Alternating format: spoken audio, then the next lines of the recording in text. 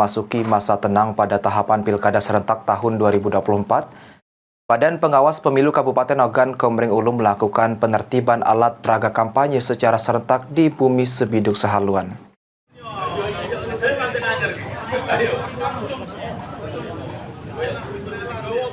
Memasuki hari pertama masa tenang pada tahapan gelaran Pilkada serentak tahun 2024 di Kabupaten Oku Timur, Badan Pengawas Pemilu Kabupaten Ogan Komering Ulu Timur bersama Satpol PP, Dishub, TNI dan Polri melakukan penertiban alat peraga kampanye yang masih terpasang. Penertiban alat peraga kampanye tersebut dilakukan serentak bersama seluruh badan ad hoc di bawah naungan Bawaslu Oku Timur. Hal tersebut dilakukan mengingat tahapan masa kampanye paslon telah selesai dan saat ini telah memasuki tahapan masa tenang. Selain menertibkan alat peraga kampanye, Ketua Bawaslu Oku Timur juga menegaskan akan terus mengawasi tahapan pemilu dan meminimalisir kecurangan yang terjadi, seperti aktivitas money politik serta netralitas aparatur sipil negara. Giat hari ini patroli penertiban APK yang belum terlepas, yang masih belum dilepas oleh paslon.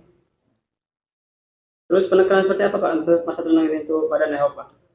Untuk masa tenang hari ini kita tugaskan dari Badan ad hoc seluruh baik Panwascam, TKD ataupun PTPS untuk patroli, terutama kita tekankan bahwa kita tekan seminimal mungkin money politik di wilayah masing-masing.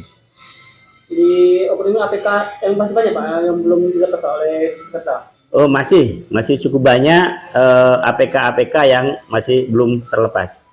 Untuk ini melibatkan supporter-supporter ya? Hari ini kita melibatkan seluruh stakeholder baik dari TNI Polri, Satpol PP, Dishub, kita libatkan untuk pelepasan APK.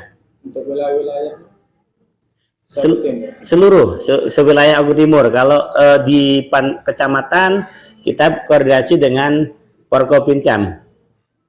Jadi seluruh APK masa tenang ini terlepas semua. Sudah, insya Allah kita lepas semua hari ini.